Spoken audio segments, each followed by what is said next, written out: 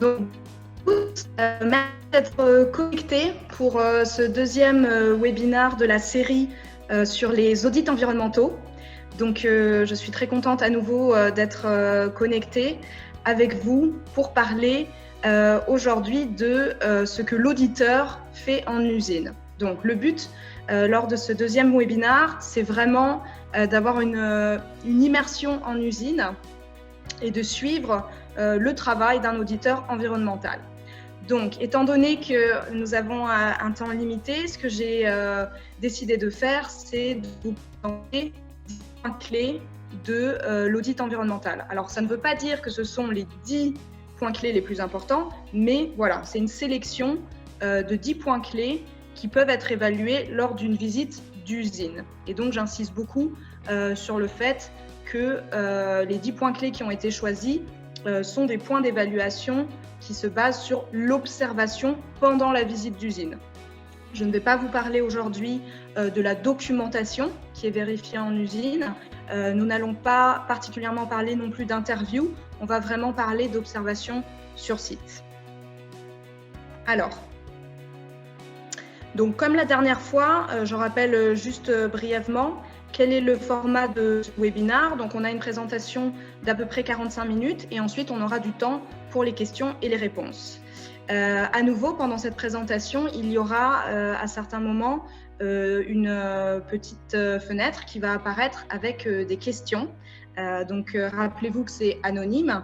Donc, on vous demande simplement de répondre. Vous ne verrez pas qui a répondu quoi, mais par contre, cette fois, on verra bien les résultats des enquêtes. Je m'excuse, on avait eu un petit problème lors du premier webinaire, mais cette fois, normalement, vous aurez bien accès aux résultats des enquêtes. Voilà, à nouveau, cette présentation est enregistrée. Donc, s'il y a le moindre problème ou si vous devez partir avant la fin, vous pouvez retrouver cette vidéo, la vidéo de ce webinaire sur notre chaîne YouTube. D'ailleurs, par rapport au dernier webinaire, on avait aussi organisé une session en anglais et on avait eu beaucoup de questions. Donc moi, j'avais préparé les réponses à l'écrit à ces questions. Je les ai partagées avec les participants du webinaire en anglais, mais je pense que ça peut être aussi intéressant pour vous d'avoir accès à ces réponses. Donc je vous enverrai les questions-réponses en anglais du webinaire précédent aussi. Pour ceux qui assistent à ce webinaire pour la première fois, donc je m'appelle Francesca Giometti et je suis la référente sur les questions environnementales pour la société Eurofins AQM et je suis aussi en charge des services de formation. Alors, aujourd'hui, quel est l'ordre du jour? Je vais faire juste un petit rappel sur l'introduction de l'audit environnemental, vraiment très rapidement pour ceux qui ont raté le précédent webinaire. Ensuite, j'ai choisi de me focaliser sur 3 thématiques pour vous présenter des points clés en usine. La première thématique, ça va être la gestion des produits chimiques. La deuxième thématique, ça va être la gestion des déchets solides. Et la dernière thématique qui sera abordée aujourd'hui, ça sera les points clés autour de la station d'épuration et en général de comment une usine doit gérer le sujet des eaux usées. Alors, première petite enquête pour savoir de quelle façon vous êtes impliqué par rapport au suivi de vos usines. Alors, je vais vous faire tout de suite remplir le premier petit questionnaire. Alors, l'idée, c'est ça, c'est de savoir en fait à quelle fréquence vous visitez vos usines. Si vous avez évidemment l'occasion et la possibilité de le faire. Alors, soit vous ne pouvez pas, donc vous dites que malheureusement, vous ne visitez quasiment jamais vos usines, soit vous pouvez indiquer que vous avez la possibilité de visiter les sites de production les plus importants, au moins 1 à 2 fois dans l'année. Vous pouvez indiquer si vous visitez en fait essentiellement vos fournisseurs de rang 1, ou si parfois ça vous est arrivé de pouvoir visiter aussi des usines de rang 2, comme par exemple du délavage de jeans ou de la fabrication de tissus. Si vous avez peut-être la possibilité de visiter ces 2 typologies d'usines. Et puis, ça sera intéressant aussi de savoir si vous participez à des audits sociaux ou à des audits environnementaux.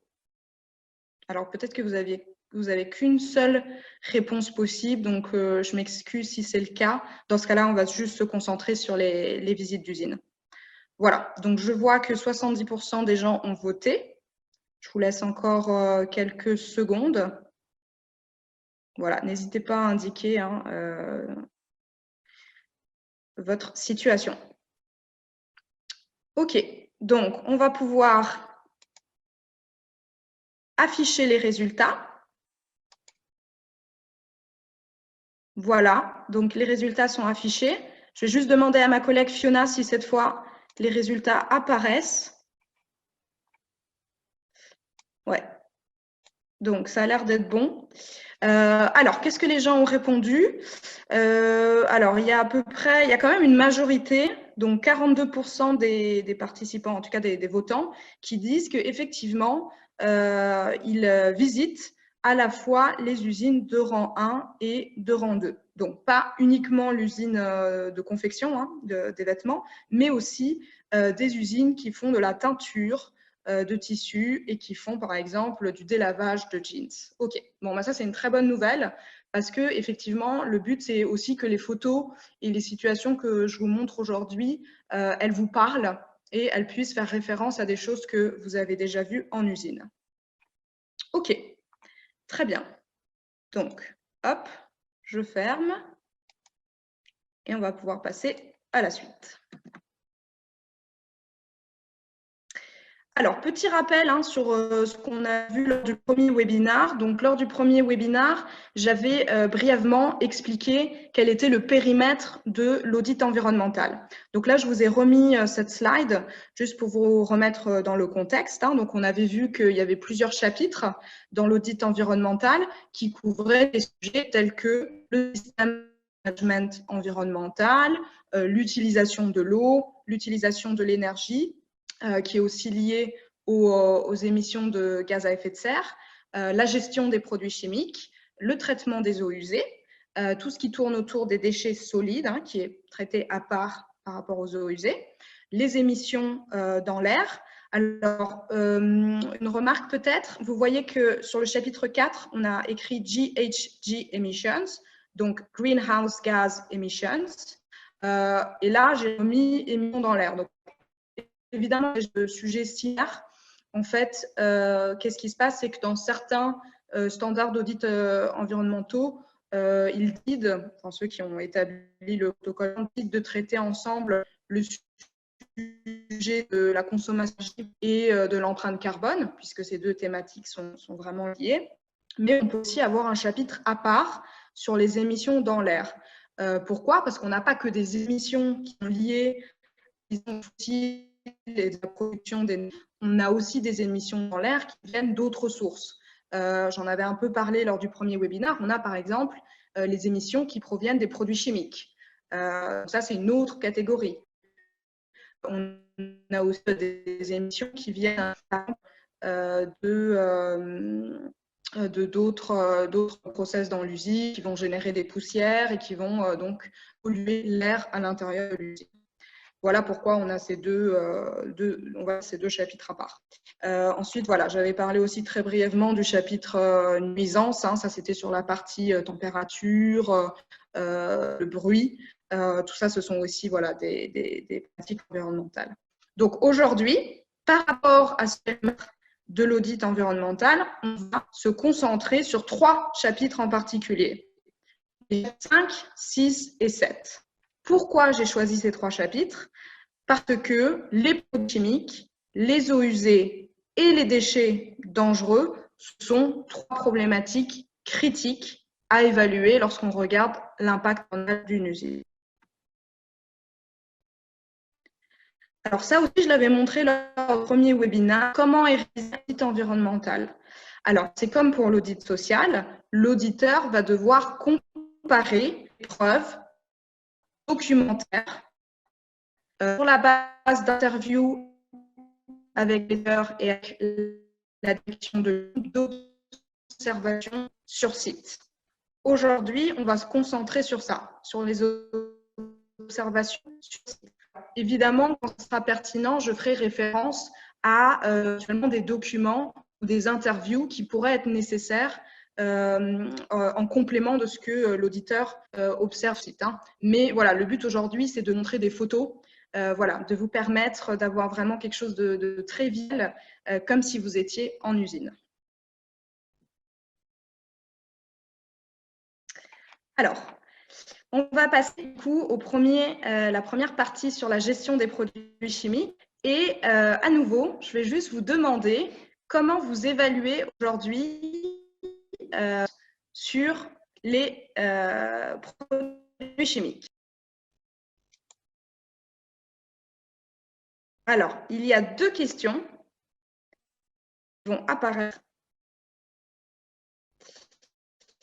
Donc, la première question, c'est pour savoir, voilà, sur le sujet des produits chimiques, est-ce que vous êtes débutant? Au courant du sujet celui qui est en généralement le plus c'est sûr que vous connaissez. Est-ce que vous connaissez les listes de substances qui sont restreintes?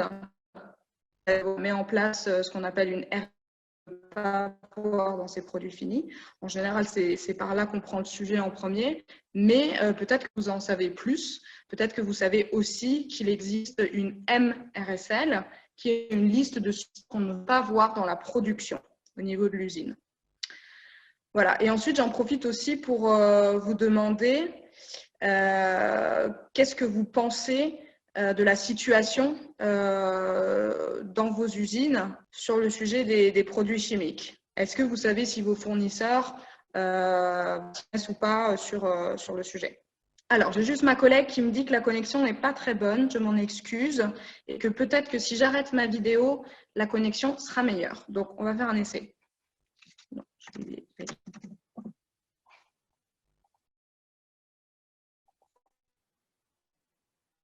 Voilà. Donc, mais après, voter. Voilà. Allez-y, pour ceux qui n'ont pas encore voté, n'hésitez pas à répondre à ces 2 questions.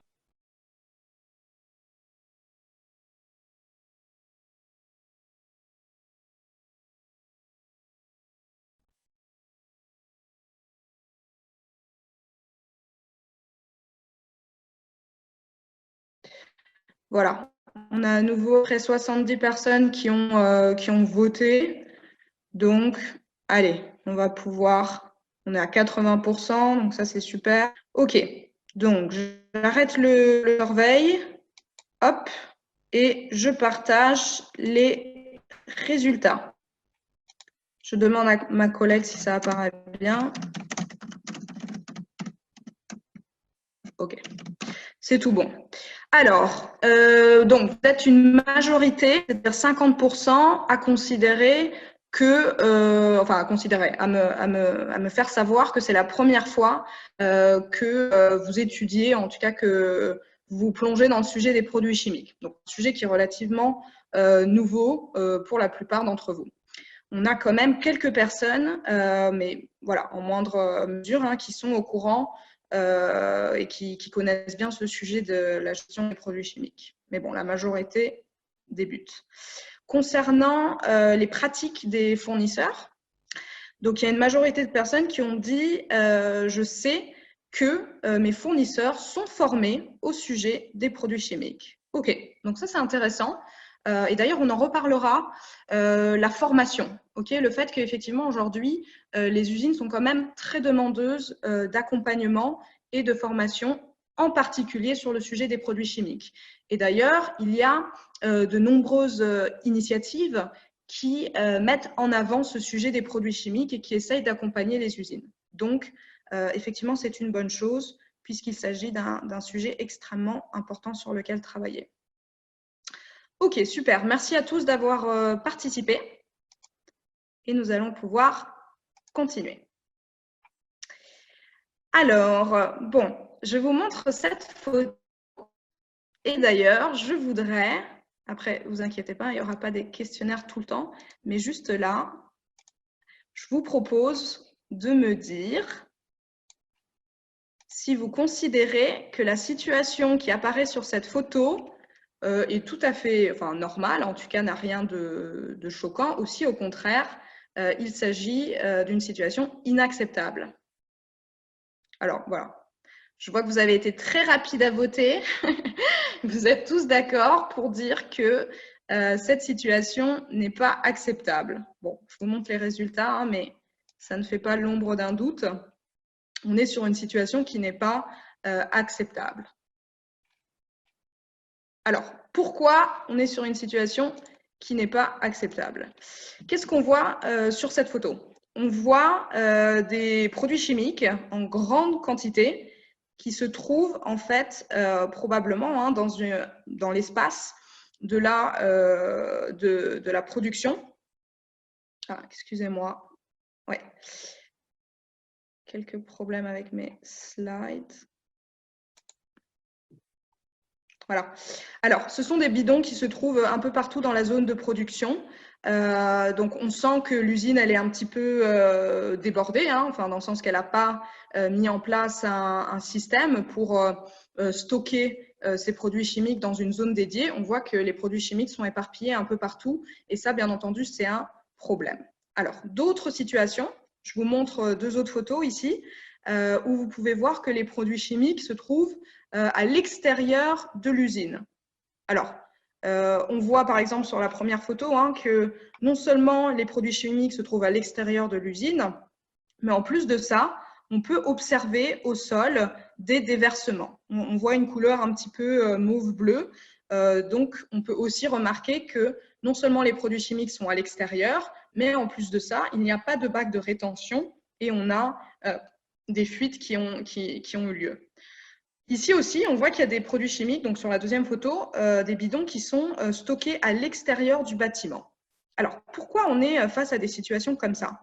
Ça, souvent, c'est une question évidemment d'organisation, mais l'usine a peut-être un problème d'espace pour le stockage de ces produits chimiques. Peut-être qu'elle a une zone dédiée pour les produits chimiques qui est trop petite et du coup, elle est obligée de stocker un certain nombre de produits à l'extérieur. Donc, ça, c'est un problème. Pourquoi c'est un problème? Le fait que les produits chimiques soient stockés n'importe où, ça veut dire qu'on augmente l'exposition des travailleurs aux produits chimiques. On augmente aussi le risque d'accident, puisque ces produits ne sont pas stockés correctement. Alors, je vais vous montrer des bonnes pratiques. Ici, je vous ai mis quelques photos. Alors, la première photo, en fait, elle montre l'entrée d'une warehouse, donc d'un entrepôt pour produits chimiques. Ce qui importe vraiment, qu'il y ait une zone qui soit aussi limitée qu'une porte. Ça, c'est très important. Vous voyez aussi, là, par exemple, sur la photo du bas, on est à nouveau sur une zone, donc une pièce, vraiment une pièce de l'usine qui est dédiée aux produits chimiques. On voit aussi que ce qui est important, c'est de rappeler qu'on ne veut pas que tous les travailleurs aient accès à cette zone où on stocke les produits chimiques. Qui dit accès aux produits chimiques dit potentiellement exposition à des risques. Or, on ne veut qu'il n'y ait qu'un nombre limité de travailleurs qui puissent avoir accès à cette zone. Alors, sur ce premier point clé, donc le premier point clé, l'auditeur vérifie qu'il y a une zone dédiée, et je dirais même alors en anglais, on dirait chemical store. Alors, ça peut être chemical substore, ça peut être chemical warehouse. Vous verrez qu'il y a différents mots qui sont utilisés, mais en tout cas, l'idée, c'est d'avoir une pièce entre 4 murs dédiée pour les produits chimiques. Donc, c'est ça que l'auditeur va vérifier en premier, et il va surtout vérifier que la zone de produits chimiques, elle est bien à part de la zone de production. Donc, ça veut dire qu'on ne veut pas retrouver tout le stock de produits chimiques au milieu de la section de production. Alors, je vous ai mis quelques photos parce qu'il y a un autre point qui est important, c'est l'accès restreint à cette zone dédiée pour les produits chimiques. Donc, non seulement il faut qu'il y ait, idéalement, donc, une porte, bien sûr, pour fermer la zone, mais généralement, ce qu'on servent en usine, comme fait, de poster la liste des travailleurs qui, eux, ont le droit d'accéder à la zone de stockage. Donc là, vous avez un exemple d'une usine en Chine, donc on appelle un produit chimique sur la deuxième photo, dans le fond, et on voit qu'on a une porte avec des barres métalliques, et sur cette porte, on a un petit panneau avec les photos des 3 travailleurs qui sont autorisés à rentrer dans la zone de stockage. Donc ça, c'est un exemple de façon à restreindre l'accès. Et qu'est-ce que va faire l'auditeur? Pendant l'audit, il va rentrer donc dans cette zone, et s'il voit un travailleur qui rentre aussi, il va guetter pour s'assurer que ce travailleur est bien un de ceux qui est sur cette liste affichée à l'entrée. Alors, je répète, pourquoi faut-il qu'il y ait une zone pour les produits chimiques? 1, pour réduire l'exposition des travailleurs à ces produits potentiellement dangereux. Deuxièmement, pour réduire le risque d'incident, c'est-à-dire que plus les produits chimiques traînent partout, plus on augmente le risque qu'il y ait un accident et qu'ils ne soient pas bien contrôlés, alors que si la plupart des produits chimiques sont dans un endroit précis, la probabilité que l'accident ait lieu est réduite, et surtout, les personnes qui ont accès à cette zone sauront comment intervenir en cas d'accident. Et finalement, et ça, il faut le répéter, on n'est pas qu'en train de parler de la santé des travailleurs, même si c'est évidemment une priorité, il s'agit aussi de conserver des produits chimiques dans de bonnes conditions. J'insiste là-dessus, parce que des produits chimiques qui sont stockés à l'extérieur, potentiellement sous la pluie, ce sont des produits chimiques qui risquent de s'abîmer. Et ça, c'est aussi une perte pour l'usine. Alors, deuxième point clé, la ségrégation des produits chimiques incompatibles, ou plutôt donc la séparation physique de produits chimiques qui ne doivent pas être stockés ensemble. Alors, qu'est-ce que ça veut dire? Ça veut dire que, tout d'abord, il faut savoir que certains produits chimiques peuvent réagir entre eux et, par exemple, créer une explosion. Afin d'éviter cela, il faut que l'usine elle connaisse les propriétés de ces produits chimiques. Et là, donc, finalement, je fais un lien avec la documentation. Avant que l'usine mette en place les bonnes pratiques pour séparer les produits chimiques incompatibles, elle doit déjà avoir obtenu les bonnes informations des fournisseurs de produits chimiques sur les produits qui ont été achetés. Voilà, si l'usine ne reçoit pas les bonnes informations, qu'elle reçoit des produits chimiques avec des étiquettes qui sont incomplètes, avec des fiches de sécurité qui sont manquantes, ça va être difficile de faire ce travail d'identification de produits chimiques incompatibles et donc de comment on les stocke. Donc tout d'abord, avoir une bonne documentation sur les produits chimiques. Ensuite, effectivement, repérer les produits qui ne sont pas compatibles et les séparer. Donc, je vais vous expliquer comment on fait ça, mais je vous montre juste sur ces photos le fait que, par exemple, un auditeur, pendant qu'il se déplace dans l'usine, il va observer les symboles qui apparaissent sur les produits chimiques. Et s'il voit, par exemple, un produit avec un symbole inflammable et à côté un autre produit chimique avec, par exemple, le symbole corrosif, il sait que ces deux produits ne qu'il y a un risque en cas de réaction entre les deux produits, il peut y avoir une explosion. Là, vous voyez aussi sur la deuxième photo que le problème, c'est que tous les produits chimiques sont les uns à côté des autres. On n'a pas d'informations, on n'a pas d'étiquetage, on ne sait pas si tous ces produits sont compatibles ou pas. En termes de bonnes pratiques, alors une chose qui est sûre, même avant, avant de commencer à regarder tous les produits chimiques dans le détail, si l'usine a des produits qui sont inflammables, la bonne pratique, c'est d'avoir une zone dédiée pour les produits flammables. Comme ça, ces produits-là, on les met à part et on met clairement en évidence, attention, produits inflammables qui ne doivent pas être stockés avec d'autres produits.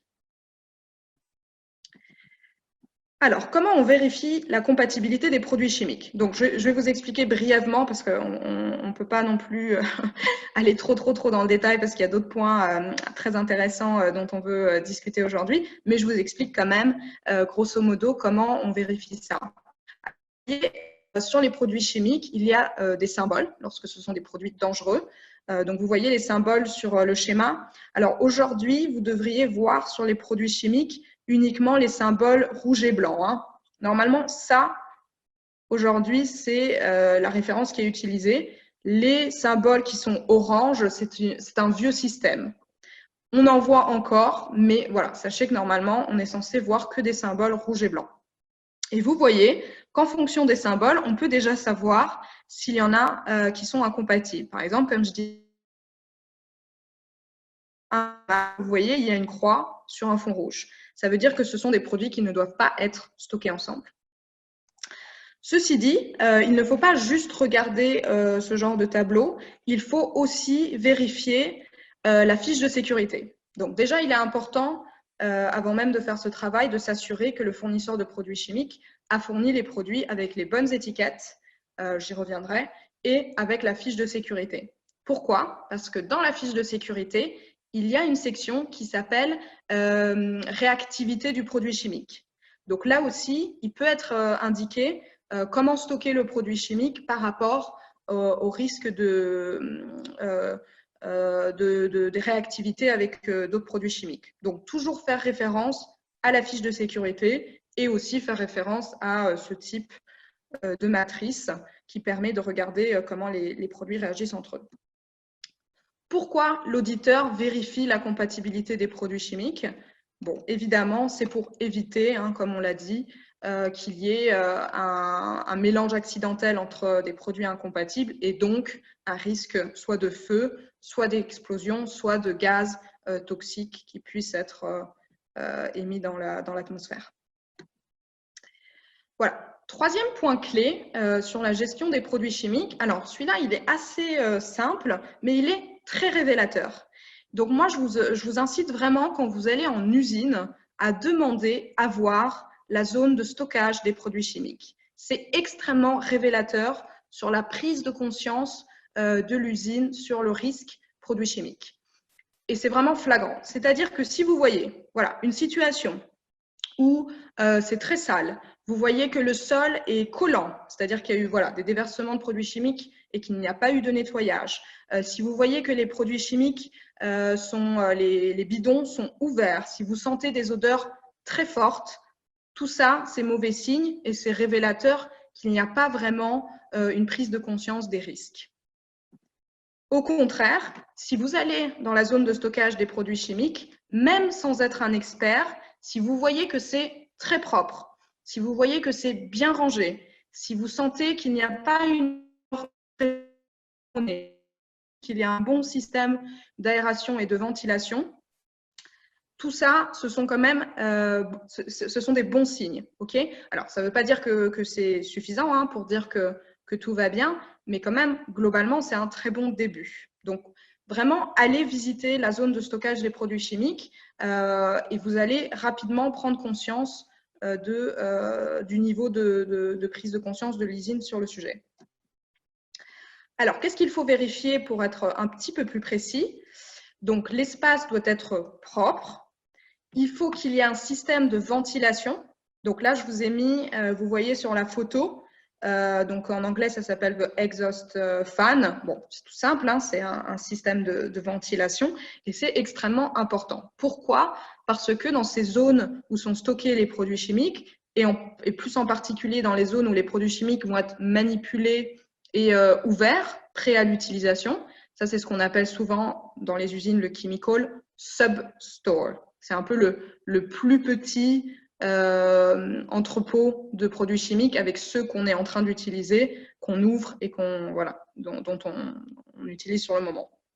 Donc, vous voyez, c'est très important qu'il y ait ce système de ventilation car il y a beaucoup d'émanations qui proviennent des produits chimiques. Et rappelez-vous, ça je l'avais dit aussi dans le premier webinaire, pour ceux qui étaient là, rappelez-vous que c'est par la respiration que les produits chimiques affectent en premier la santé des travailleurs. Donc, tout ce que le travailleur respire va potentiellement vraiment affecter sa santé de façon considérable. Donc, il faut vraiment s'attaquer au sujet de l'air, de la qualité de l'air dans l'usine. Donc, ça, c'est très important. Le fait que les bidons soient maintenus fermés, donc, autre point important. Le fait que le sol soit propre et ne soit pas glissant. S'il est glissant, évidemment, vous pouvez imaginer que ça augmente le risque d'accident dans cette zone. J'ajoute aussi un point sur le fait qu'il ne faut qu'il faut vérifier, l'auditeur vérifie qu'il n'y a pas de connexion électrique dans la zone de stockage des produits chimiques, car là aussi, ça peut être dangereux d'avoir une source d'ignition qui risque de créer à nouveau un risque important.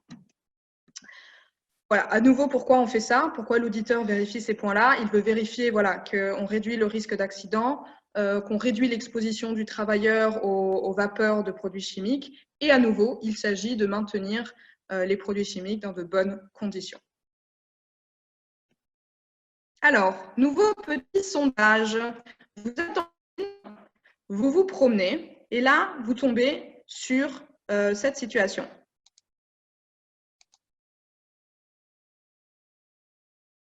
Qu'est-ce que vous pensez de cet étiquetage?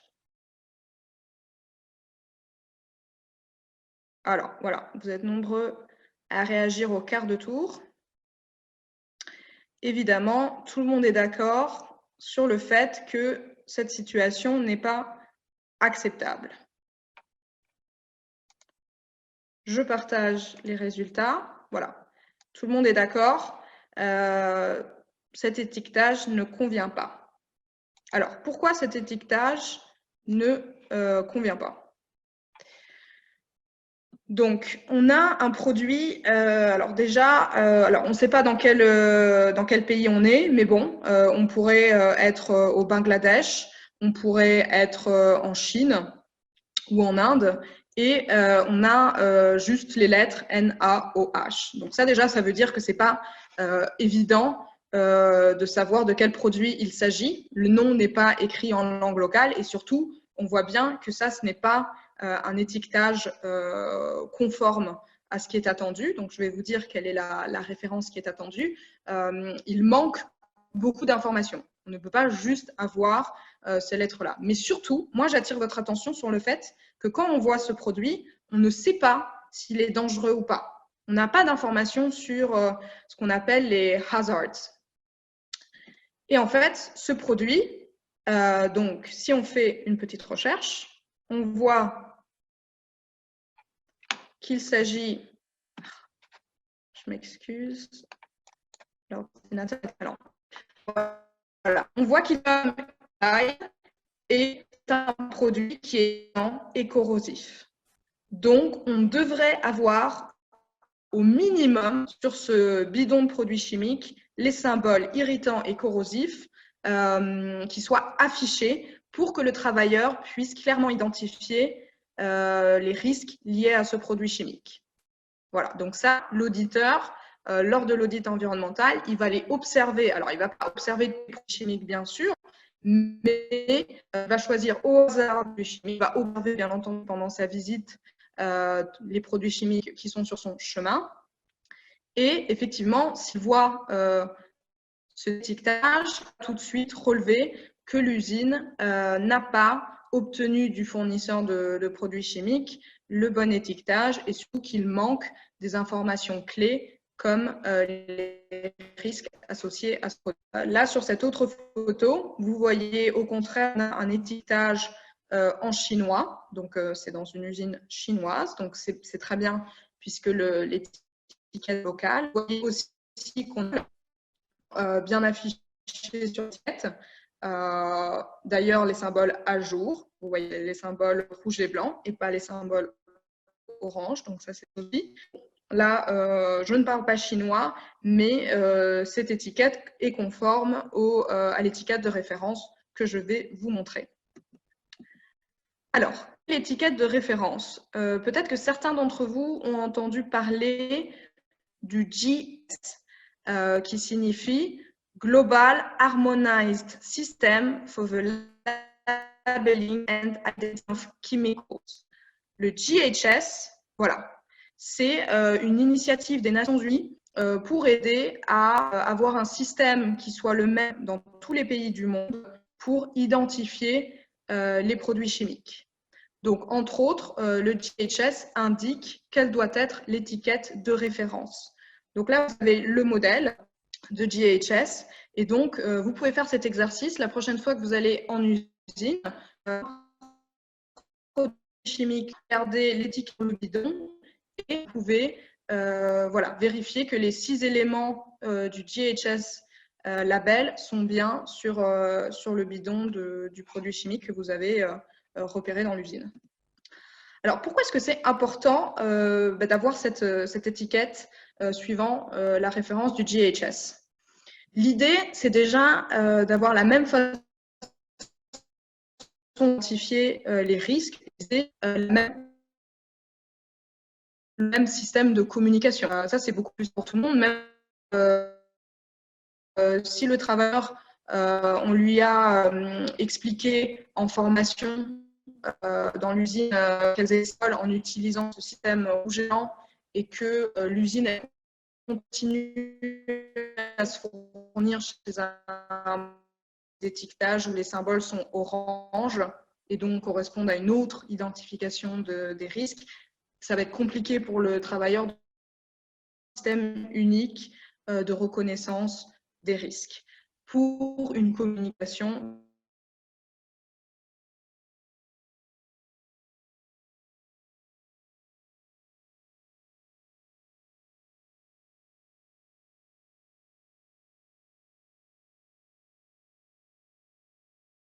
problème, je vais repartager ma présentation. Je m'excuse. Excusez-moi pour ça. Alors, je ne sais pas à quel moment j'ai été coupée, mais je reviens ici.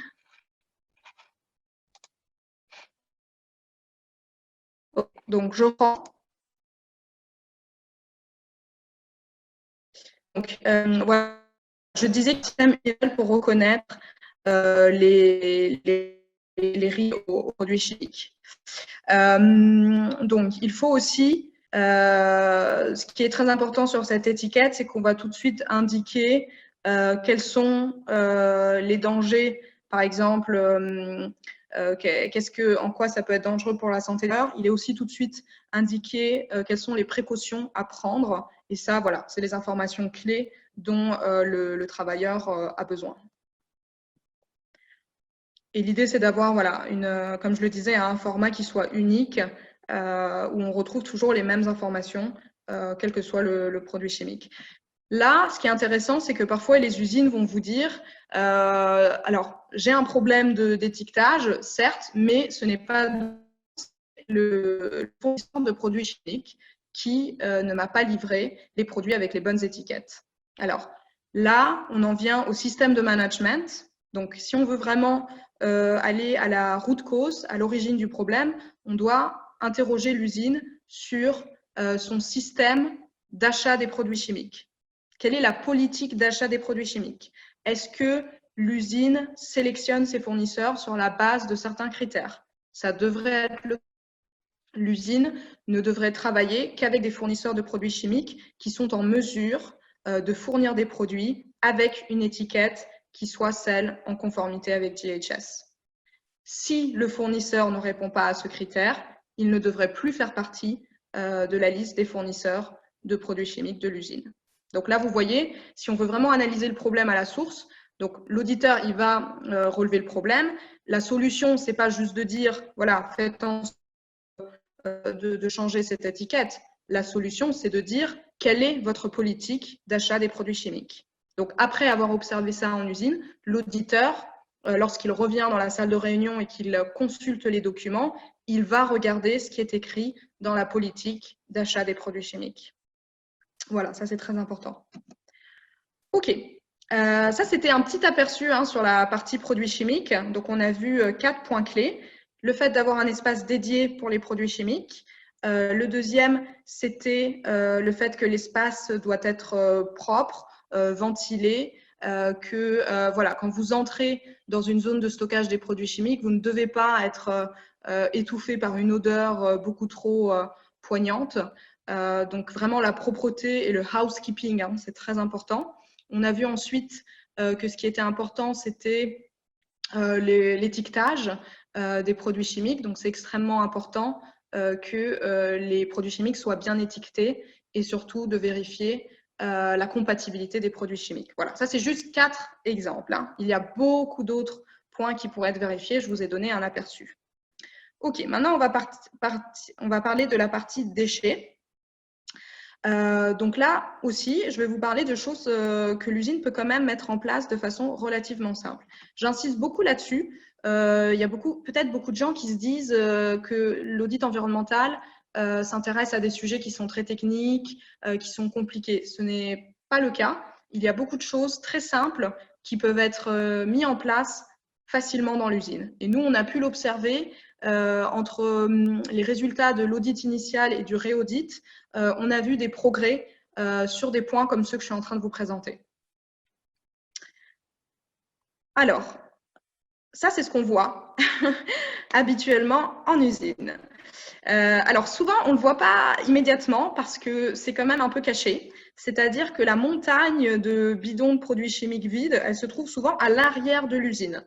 Donc, si vous faites une visite rapide, vous n'allez peut-être pas voir ces aspects-là, mais si vous prenez un petit peu plus de temps pour visiter l'usine et pour la contourner, pour aller un peu au-delà du bâtiment, vous allez sans doute, ou peut-être pas, hein, mais en tout cas, ça peut arriver de voir tous ces bidons de produits chimiques qui s'entassent à l'arrière de l'usine. Ou alors, vous les voyez parfois aussi en contact direct avec le sol, ou vous pouvez voir aussi qu'ils sont dans des entrepôts qui sont en très mauvais état. Ici, le problème, c'est qu'il y a un trou dans le toit et donc une infiltration de l'eau de pluie qui pose un problème. Au contraire, vous voyez, c'est quand même assez simple. Le but, c'est simplement que l'usine mette en place un préau, minimum, hein, une zone pour stocker ces déchets de façon plus convenable. Alors, pourquoi on veut qu'il y ait ce type d'aménagement? L'idée, c'est qu'il y ait déjà une zone dédiée pour pas que les déchets et ces bidons vides se retrouvent partout. Moi, j'ai déjà vu des usines où, lorsque je me promenais dans la zone de production, je voyais des bidons vides abandonnés. Alors, on ne sait pas d'ailleurs s'ils sont vides ou pas. Parfois, ils sont abandonnés avec encore un contenu et ils sont simplement en train de pourrir sur le côté. Donc ça, on veut éviter. Ce qui est très important, c'est que ces bidons de produits chimiques vides qui sont considérés comme des déchets dangereux soient isolés. Donc, ils doivent être dans une zone à part, loin des travailleurs. Il faut aussi qu'on évite tout contact avec le sol parce que s'il reste des résidus à l'intérieur des bidons, il y a un risque que ces résidus se répandent sur le sol et donc contaminent le sol. Donc, idéalement, il faut simplement bétonner la surface ou alors avoir des bacs de rétention. Donc, c'est relativement simple. Hein. Par rapport au toit, donc évidemment, il faut que le toit soit solide et qu'il n'y ait pas de trou pour éviter l'infiltration des eaux de pluie. Évidemment, il faut éviter la présence de résidus. Pourquoi on fait ça? Alors, la raison principale ici, ça va être d'éviter que les résidus de produits chimiques puissent être en contact avec le sol et éviter aussi que les eaux de pluie puissent s'infiltrer dans ces zones où on a des montagnes de produits chimiques vides, parce que même si le bidon est pratiquement vide, il reste toujours des résidus et l'eau de pluie va drainer ces substances et elles risquent de se retrouver dans le sol. Donc voilà, vous êtes sur un sujet, dans ce qui compte, c'est comment l'usine contrôle ces déchets temporairement sur site avant qu'ils ne soient collectés par une société responsable de la collecte. Quand c'est sur site, s'assurer qu'il n'y a pas un risque de contamination des sols. Je vais faire un petit peu. Sur le stockage des déchets, il y a un autre déchet qui est très dangereux, c'est les boues usées. Donc, vous voyez, les boues usées, ce sont les boues usées de la station d'épuration. Elles contiennent des substances dangereuses s'il y avait des substances dangereuses utilisées dans la production. Donc, ce qui est souvent le cas dans le textile. Donc, vous voyez que si ces boues usées, elles sont au contact du sol, eh ben, ces substances vont pénétrer dans le sol. Donc, il faut mettre en place, de la même façon qu'on l'a fait pour les bidons de produits chimiques vides, il faut mettre en place des bonnes pratiques pour les boues usées. Pour les boues usées, vérifier qu'elles ne sont pas en contact direct avec le sol, vérifier que l'eau de pluie ne peut pas s'infiltrer dans les boues usées et avoir un système pour faire sécher les boues. Pourquoi on fait sécher les boues? Parce qu'après, c'est plus facile de les stocker et de les gérer. Donc là, vous avez 2 photos qui montrent des bonnes pratiques dans des usines qui ont réussi voilà, à avoir d'un côté un système pour faire sécher les boues et de l'autre, vous voyez une zone de stockage pour ces sacs avec les boues usées qui sont donc séchées, qui ressemblent donc comme ça ressemble à de la terre. Pourquoi on fait ça? À nouveau, le but, c'est d'éviter la contamination du sol et des eaux usées. Et c'est aussi, attention, très important, d'isoler les boues usées dans une zone à part, puisque cela permet d'éviter que les travailleurs soient en contact avec ces boues usées. Voilà, sur la partie usée et station d'épuration. Premier point qu'un auditeur peut vérifier la présence des comptes. Donc là, je vous ai fait juste un petit schéma.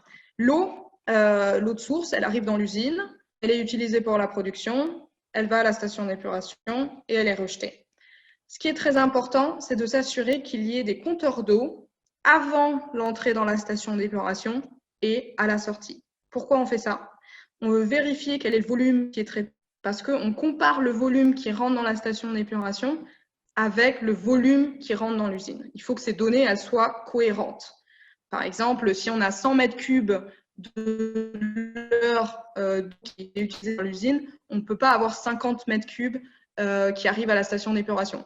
Ça serait un peu bizarre qu'il n'y ait que la moitié qui soit traitée.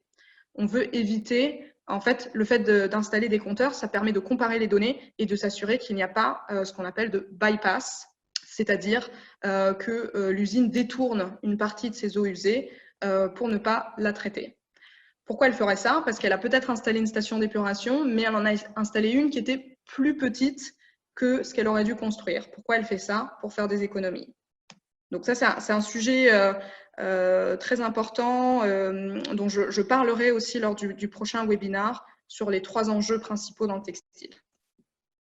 C'est juste pour vous montrer des exemples de compteurs d'eau. On peut avoir un compteur d'eau installé sur une pipeline comme ça, et on peut aussi avoir des systèmes pour ce qu'on appelle le canal ouvert, parce que parfois l'usine va vous dire mais non, mais moi je ne peux pas installer un compteur d'eau parce que vous voyez l'eau qui arrive à la station d'épuration, elle passe par un canal qui ressemble à ça. Donc, je ne peux pas installer un compteur électromagnétique. Il y a des solutions, il y a des sondes, par exemple, qui peuvent être utilisées dans ce type de situation. Et c'est relié à ce qu'on appelle un contrôle système. Donc, on peut lire les données sur ce contrôle système. Voilà. Alors, qu'est-ce qu'il faut vérifier? Il faut vérifier évidemment que les compteurs d'eau ont été installés, mais il faut surtout vérifier qu'ils ont été bien installés. Donc, comment on vérifie qu'un compteur d'eau est bien installé? Donc ça, il faut évidemment interroger l'usine pour savoir si elle sait comment installer un compteur d'eau. D'habitude, c'est d'ailleurs un professionnel, celui chez qui on achète le compteur d'eau, qui va venir l'installer. Et il y a un petit truc aussi pour savoir s'il est bien installé ou pas. Vous pouvez aller regarder l'écran. Vous pouvez demander à l'usine, est-ce que vous pouvez me montrer l'écran qui indique les valeurs en direct de le flux d'eau qui arrive dans la station d'épuration. Et je vous montre une petite vidéo. Alors, on va voir si ça marche. En fait, vous voyez, là, on a des chiffres, mais vous voyez qu'ils changent. On est passé de 120 à 70, à 36, à 20, à 11, à 25, 27, 26, 42, 60. Voilà. En fait, on voit que ça fluctue et ça, c'est pas normal. Ça veut dire que le compteur d'eau, il n'est pas bien installé. Pourquoi? Parce qu'en fait, il n'est probablement pas toujours rempli d'eau et donc les valeurs qui sont mesurées ne sont pas précises et fiables. Pourquoi est-ce qu'on installe les compteurs d'eau? Donc, comme je le disais, c'est vraiment pour comparer l'eau qui rentre dans l'usine et l'eau qui va à la station d'épuration. On vérifie aussi que le volume d'eau à traiter, il est adapté par rapport à la capacité de la station d'épuration.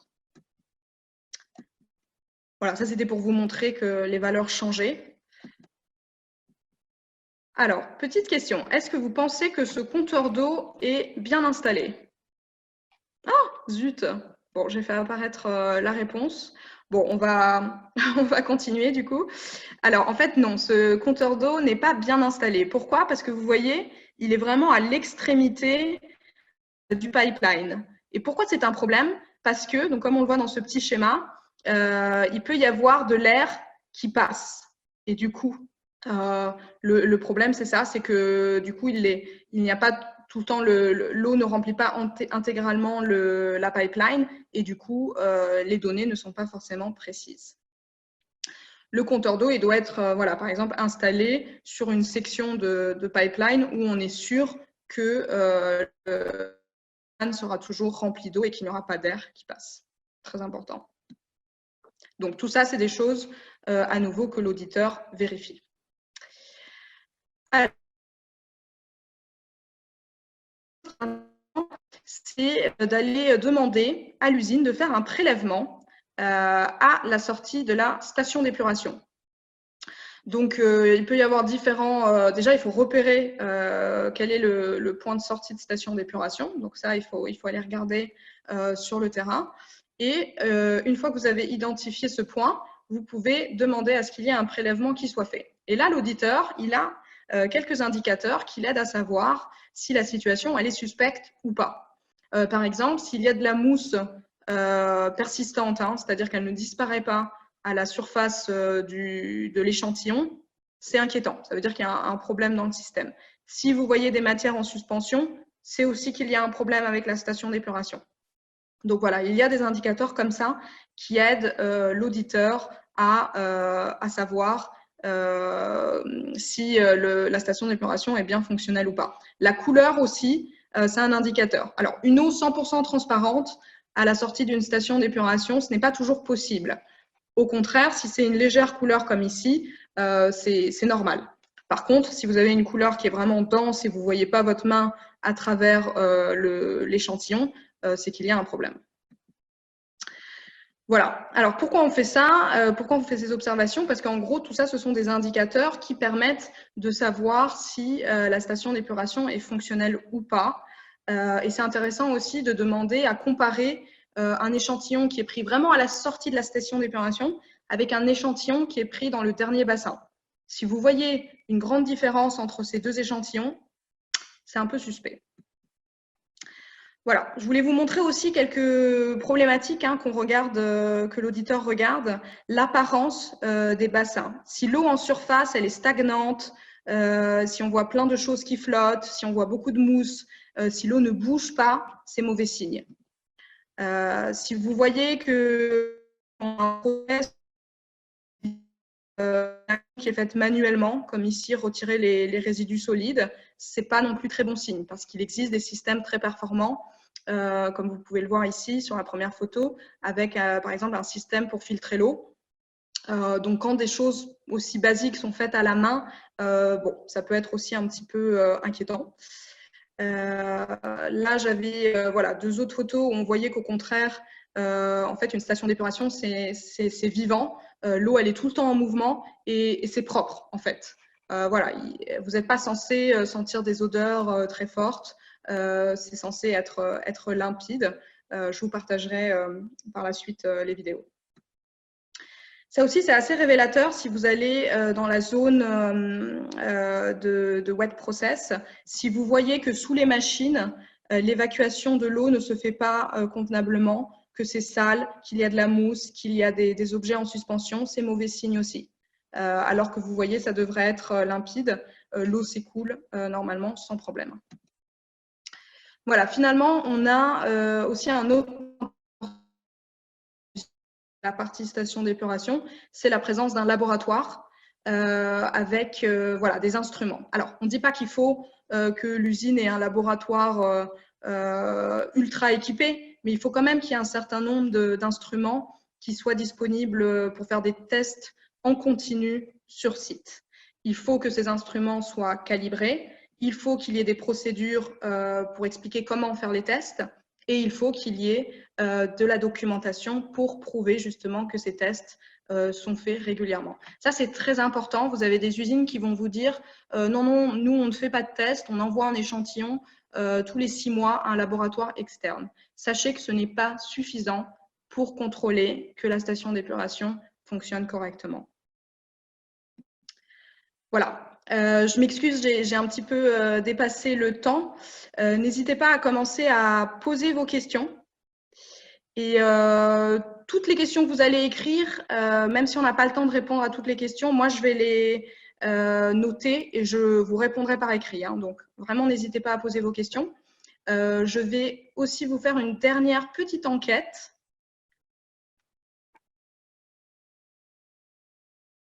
Ah, merde.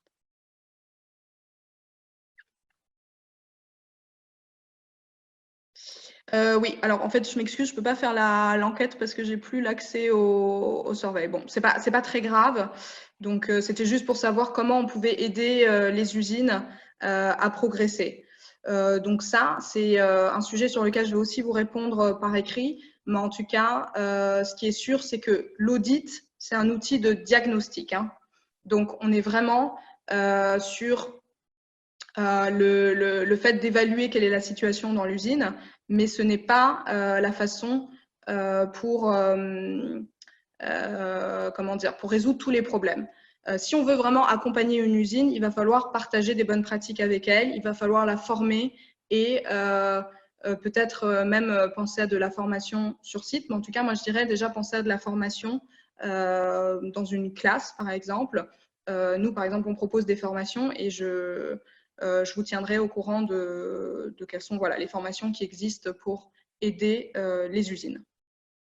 Voilà, donc n'hésitez pas à poser vos questions et je vais y répondre tout de suite.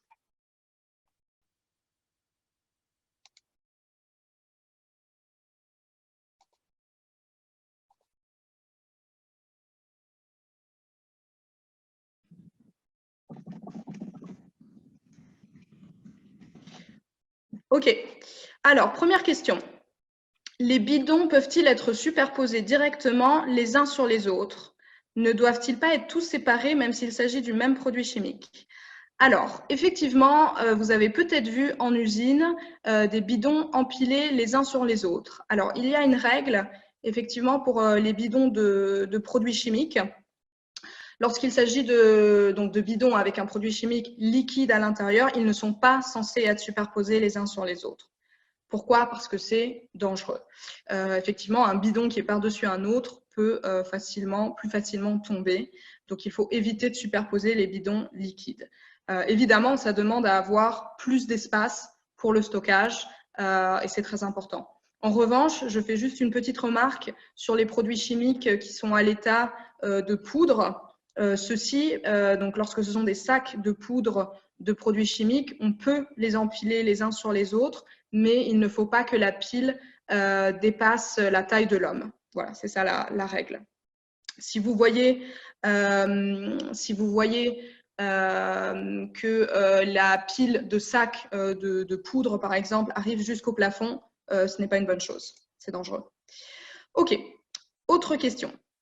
S'il n'y a pas de laboratoire, quelles solutions peuvent être mises en place rapidement? Mettre en place un laboratoire est long et coûteux. Peuvent-ils faire appel à un laboratoire extérieur? À quelle fréquence peuvent-ils envoyer des échantillons à tester pour que ça soit efficace? Alors, plusieurs réponses effectivement, il y a plusieurs questions. Mettre en place un laboratoire est long et coûteux. Alors, je disais que on ne prétend pas que l'usine mette en place un laboratoire très fourni avec tout un équipement haut de gamme auquel vous pensez peut-être. Quand je dis laboratoire, j'entends par là qu'il faut un minimum d'instruments, un minimum d'accessoires. Donc, on n'est pas sur des choses qui sont forcément coûteuses. Faire un test du pH, faire un test de la présence des matières en suspension dans l'eau, ça, ce sont des instruments qui ne sont pas extrêmement coûteux et qui sont relativement accessibles aux usines. Donc déjà, elles peuvent commencer par ça, par acheter les premiers instruments qui sont relativement faciles à utiliser, qui ne sont pas si coûteux et qui permettent de déjà faire un certain nombre de tests. Une autre option, c'est d'installer aussi dans la station d'épuration des instruments qui permettent de faire des tests en temps réel et en continu. Par exemple, le pH meter. Donc, c'est un appareil qui permet de tester le pH en continu. Ça aussi, c'est quelque chose qu'on voit de plus en plus dans les usines, donc c'est tout à fait abordable. Alors, moi, j'insiste beaucoup sur le fait que voilà, l'usine, elle peut avoir certains instruments pour faire elle-même ses tests. De quels tests on parle? Du pH, des matières en suspension dans l'eau et le COD, Chemical Oxygen Demand, présence d'oxygène dans l'eau. Voilà, ça, ce sont des tests qui sont vraiment importants que l'usine doit faire par elle-même. Elle peut évidemment faire appel à un laboratoire extérieur si elle n'a pas le choix, mais dans ce cas-là, elle va devoir faire appel à ce laboratoire régulièrement.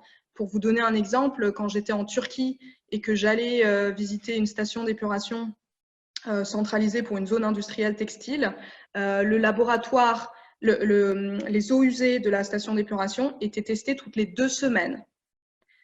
Moi, je pense que ça revient beaucoup plus cher à l'usine de faire tester par un laboratoire externe ces eaux usées toutes les 2 semaines que d'acheter certains tests et de faire tester les paramètres les plus compliqués peut-être une fois tous les 3 mois. Bon, je vous répondrai à nouveau à cette question, mais c'est effectivement une question très intéressante.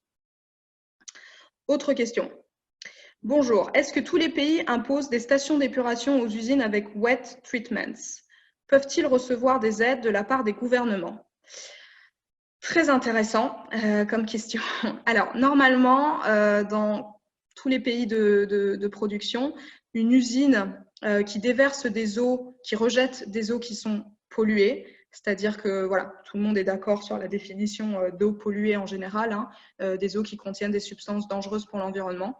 Si une usine a un wet process avec des eaux dangereuses, elle doit installer une station d'épuration ou elle doit être rattachée à une station d'épuration centralisée. Voilà, ça c'est important à dire. Une usine n'a pas forcément sa propre station d'épuration. Elle peut être rattachée à une station d'épuration centralisée. Alors, là où ça devient un peu plus compliqué, je vous donne le cas du Bangladesh où la loi n'est pas toujours très claire sur les usines qui font du lavage, ce qu'on appelle le simple washing, c'est-à-dire qu'elles ne font pas de la teinture, mais elles sont juste en train de laver les vêtements. Donc voilà, avec on va dire un lavage qui correspond un peu à ce que vous feriez chez vous pour laver vos vêtements. Là, il y a eu un moment où effectivement il y avait une dérogation et ce type d'usine n'avait pas l'obligation légale d'avoir une station d'épuration. Ceci dit, si on regarde de près, les eaux usées qui sortent de cette typologie d'usine, ça reste des eaux usées qui sont dangereuses pour l'environnement si on a un déversement en grande quantité, évidemment. Donc, ces usines-là aussi devraient avoir une station d'épuration. Donc voilà, il faut quand même retenir que globalement, c'est extrêmement important. Toutes ces usines, rappelez-vous qu'on parle de production industrielle. Donc il faut imaginer les volumes d'eau qui sortent de ces usines. C'est extrêmement important. Je vais vous donner des chiffres par écrit. Il convient vraiment que toutes ces usines aient une station d'épuration. En termes d'aide de la part des gouvernements, alors c'est un sujet qui est compliqué. C'est rarement le gouvernement qui va vraiment aider sur ça. Ça peut être par exemple des organisations comme la Banque mondiale, l'IFC, je pense aussi peut-être à l'AFD. Tout ça, ce sont des organisations qui réfléchissent et qui ont fait des projets pilotes pour effectivement aider les usines à investir dans des technologies et des bonnes pratiques pour protéger l'environnement. Donc, il faudrait plutôt regarder de ce côté-là. Alors, quelle heure il est? Ouais, je dépasse encore un petit peu et après je fais la conclusion et je répondrai aux autres questions plus tard. Les boues résiduelles des stations d'épuration. Alors, les usines sont souvent floues sur la façon dont elles sont traitées. Certaines indiquent les envoyer aux briqueteries pour servir de combustible. D'autres parlent d'envoi dans les champs comme fertilisant. Quelle est la bonne pratique? Alors, très bonne question. Les boues résiduelles, c'est effectivement un sujet qui est compliqué parce que parfois on manque de visibilité et d'informations sur ce qui est fait de ces boues usées une fois qu'elles sont récupérées par un contractant. Alors, il est vrai que beaucoup d'usines préfèrent se débarrasser des boues usées de la façon la plus simple possible. Pourquoi? Il faut imaginer qu'une station d'épuration du type chimique génère énormément de boue usée. On est presque sur 1 kg de boue usée par mètre cube d'eau traitée. Donc, c'est gigantesque. S'il y a autant de boue usée qui sont générées, il faut que l'usine elle s'en débarrasse voilà, le plus tôt possible. Donc, il y a beaucoup d'usines qui sont tentées de simplement aller voilà, mettre ces boues usées sur un terrain vague à côté de l'usine et on n'en parle plus.